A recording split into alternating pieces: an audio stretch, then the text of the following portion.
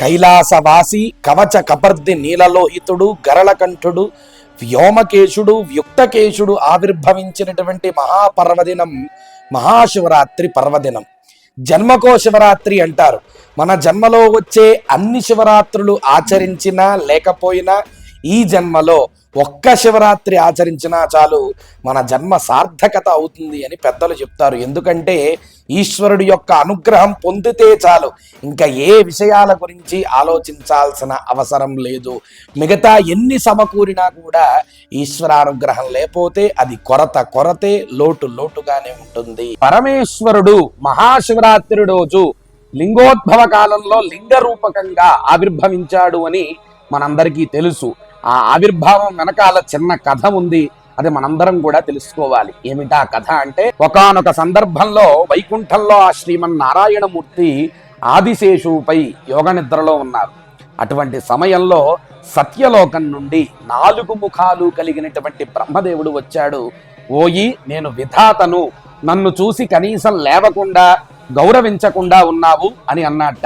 వెంటనే విష్ణుమూర్తి, మీరు సృష్టికర్త అయితే అయి ఉండొచ్చు, కానీ నా నాభి నుండి ఆవిర్భవించినటువంటి పద్మం వస్తే ఆ పద్మంలోంచి మీరు ఆవిర్భవించారు, అందుకే మిమ్మల్ని హిరణ్య గర్భుడు అని అంటారు, మీరు నా కుమారుడితో సమానం అని అన్నట్ట. వెంటనే విధాత, కాదు, నేను లోకాలకు పితామహుణ్ణి, నీకు సైతం నేను పితామహుణ్ణే, తండ్రినే, నువ్వు నన్ను గౌరవించాలి అని విష్ణువుతో వాదానికి దిగారుట బ్రహ్మదేవుడు. అటువంటి సందర్భంలో బ్రహ్మ విష్ణువులకి భీకరమైన పోరు జరుగుతుందట.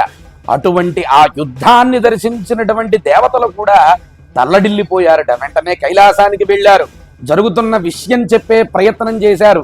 ఈశ్వరుడు అన్నాడు, నేను అన్నీ చూస్తూనే ఉన్నాను అని ఆయన ఆ యుద్ధం జరుగుతున్నటువంటి ప్రదేశానికి వెళ్ళి, ఎందుకు ఇలా చేస్తున్నారు, మీలో ఎవరు గొప్ప అని దీనికి యుద్ధం చేయాల్సినటువంటి అవసరం లేదు, దీనివల్ల లోకాలన్నీ కూడా తల్లడిల్లిపోతున్నాయి, అందుకే ఒక చిన్న పరీక్ష పెడతాను అని వెంటనే పరమేశ్వరుడు ఉన్న ఫలంగా ఒక బ్రహ్మాండమైనటువంటి అగ్నిస్తంభంగా మారిపోయాట.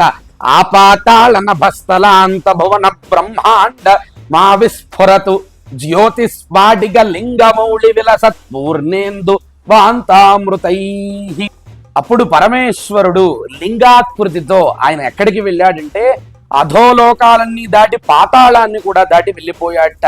పైకేమో ఆకాశం ఊర్ధ్వలోకాలన్నీ కూడా దాటి వెళ్ళిపోయాట. అసలు ఆ లింగం ఎలా వచ్చింది అంటే అగ్ని స్తంభం ఫెళఫెళమనేటటువంటి శబ్దాలతో జ్వాలా మాలికల కీలికలు వెరజల్లుతూ వచ్చిందిట. శబ్దం వచ్చిన తరువాత అక్కడ స్తంభం లింగాకృతి ఏర్పడిందిట. లింగము అంటే ఏమిటి? అయతే లింగతే ఇతి గమ్య అని పెద్దలు చెబుతారు. అటువంటి లింగాకృతి ఏర్పడిన తరువాత అందులో నుండి ఈశ్వరుడు వాణిని వినిపించాడట. వెంటనే ఒకళ్ళు పైకి వెళ్ళండి, వాళ్ళు ప్రారంభం ఎక్కడో గమనించండి, ఒకళ్ళు కిందకి వెళ్ళి అంత్యం ఎక్కడో గమనించండి, మీలో ఎవరైతే ముందు వస్తారో వాళ్ళని నేను గొప్పవాళ్ళుగా ప్రకటిస్తాను అని ఆయన వాణిని పలికించాడుట. ఒకరు గరుడ వాహనారూఢుడై వెళ్ళారుట, ఒకళ్ళు హంసవాహనాన్ని ఎక్కి వెళ్ళారుట. బ్రహ్మ విష్ణుమూర్తులు ఇద్దరూ కూడా కనిపెట్టలేక చాలా సమయానికి మళ్ళీ ఆరంభానికి వచ్చారు. అయితే ఒకరు ఆదిని ఒకరు అంత్యాన్ని చూశారని చెప్పారుట. అలా ఎలా చెప్తారు, మీరు చూడలేదు అని మిగతా దేవతామూర్తులు అంటే అప్పుడు విష్ణుమూర్తి కామధేనువుతో సాక్ష్యం చెప్పించాడు. ఎలా అంటే కామధేనువు చెప్పింది, తలతో చూసినట్టు చెప్పింది, తోకతో చూడలేదు అని ఊపింది. పరమేశ్వరుడు అన్నట్ట, అబద్ధపు సాక్ష్యం చెప్తున్నావు, అయితే తలతో చూశానని చెప్పావు కాబట్టి నీకు శిరఃపూజ కాకుండా, అంటే నీ తలని ఎవరూ పూజించరు, తోకని మాత్రమే పూజ చేస్తారు అని చెప్పాడు. బ్రహ్మ కేతకీ పుష్పం చేత సాక్ష్యం చెప్పించాడుట. నువ్వు అబద్ధం చెప్తున్నావు కాబట్టి కేతకీ పుష్పం నా పూజకి పనికిరాదు అని చెప్పారు. వారిద్దరికీ తెలిసి వచ్చి బ్రహ్మ విష్ణువులిద్దరూ కూడా నమస్కరించి, ఓ పరమేశ్వర, నీవు అప్రమేయుడవి, నీ ఆది అంత్యము తెలుసుకోవటం మాకు సాధ్యమయ్యేటటువంటి వ్యవహారం కాదు. అసలు ఇదంతా ఎందుకు జరిగింది అంటే ఈ లింగమూర్తి యొక్క ఆవిర్భావం కోసం జరిగింది. ఇది రాత్రి కాలం జరిగింది కాబట్టి ఈ మహాశివరాత్రి అనేటువంటి పేరు వచ్చింది. ఈ మహాశివరాత్రి రోజున పత్రితో నీళ్లతో పరమేశ్వరుణ్ణి ఎవరైతే ఆరాధిస్తారో భక్తిగా, వాళ్ళందరికీ కూడా పరమేశ్వరుడి యొక్క నిర్హేతుకమైనటువంటి కృప తప్పకుండా కలుగుతుంది. ఇది పరమేశ్వరుడి యొక్క లింగ ఆవిర్భావం. ఓం నమ శివాయ. శివాయ నమః. హరయే నమః. శ్రీ విష్ణు రూపాయ నమ శివాయ.